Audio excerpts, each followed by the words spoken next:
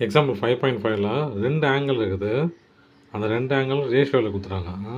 இப்போது straight line, அந்த லைனில் 2 ஆங்கிள் பிரிஞ்சுக்குது. ஒன்று 3, இன்னொன்று 2. ரேஷியோவில் பிரிஞ்சுக்குது இல்லையா? ரேஷியோவில் பிரிஞ்சுக்குதுன்னா அப்போ எவ்வளோ அளவுன்னு தெரில. ஆனால் 3 மடங்கு 2 பங்காக பிரிஞ்சுக்குது. அப்போ இந்த ஆங்கிளோட அளவு தெரியாதனால நம்ம எக்ஸ் ஆட் பண்ணிக்கணும் கூட. இதோட ஆங்கிள் எவ்வளோ? 3x, அதாவது 3 மடங்கு. இதோட ஆங்கிள் என்னது? 2 மடங்கு 2x. இப்போது லீனியர் ஆங்கிள் நமக்கு தெரியும். என்னது? Linear angle 180 degree equal to 2 angle என்னது? 3x plus 2x. இந்த 2 ஆங்கிளை ஆட் பண்ணால் தான் எனக்கு 180 டிகிரி இருக்கும்.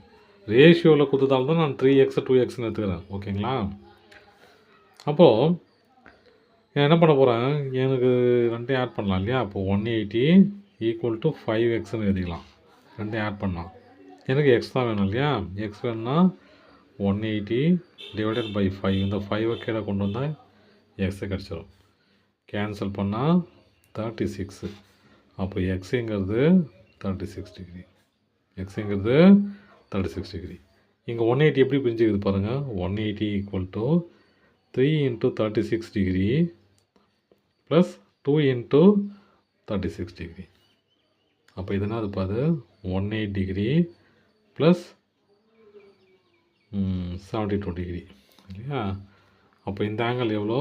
108 டிகிரி, இது 72 டிகிரி. இது ரெண்டையும் ஆட் பண்ணால் தான் என்ன வருது? 180 டிகிரி. அவ்வளோதான் சார். தேங்க்யூ.